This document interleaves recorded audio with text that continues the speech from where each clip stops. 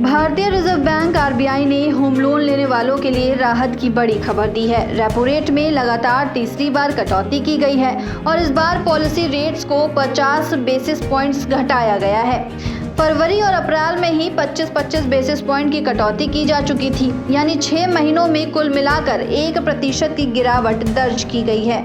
इसका सीधा असर होम लोन के ब्याज दरों पर पड़ेगा और ईएमआई में राहत मिलेगी।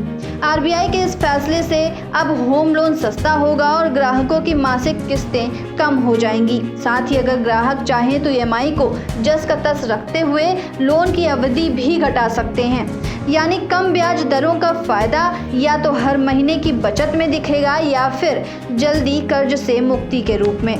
उदाहरण के तौर पर अगर देखा जाए कि किसी ने अगर 50 लाख रुपए का 20 साल का लोन लिया है तो उसकी ईएमआई करीब 3100 रुपए कम हो सकती है और अगर ईएमआई को जस का तस रखा जाए तो लोन की अवधि 3 साल तक घट सकती है।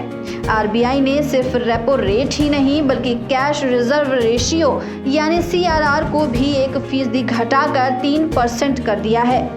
इससे बैंकों के पास ज़्यादा फंड उपलब्ध होगा जिससे वे ब्याज दरों में कटौती आसानी से कर पाएंगे।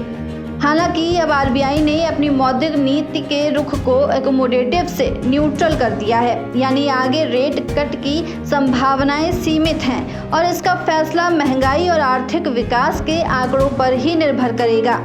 क्रेडिट एक्सपर्ट्स के मुताबिक ईएमआई में मामूली कटौती भले ही दिखे लेकिन लंबी अवधि में ये बड़ी बचत में तब्दील हो सकती है। अगर आपने अभी तक एमसीएलआर, बेस रेट या बीपीएलआर से जुड़ा लोन ले रखा है तो एक्सपर्ट सलाह देते हैं कि आपको इसे जल्द से जल्द रेपो रेट आधारित ईबीएलआर सिस्टम पर स्विच कर लेना चाहिए, जिससे आप ब्याज दर में गिरावट का त्वरित लाभ उठा सकें। एसबीआई की रिसर्च रिपोर्ट का अनुमान है कि वित्त वर्ष 2025 और 26 में आरबीआई रेपो रेट में कुल 100 बेसिस पॉइंट्स की कटौती कर सकता है, जिसमें से 75 बेसिस पॉइंट की कटौती पहले ही की जा चुकी है, यानी आने वाले महीनों में और राहत मिलने की संभावना बनी हुई है।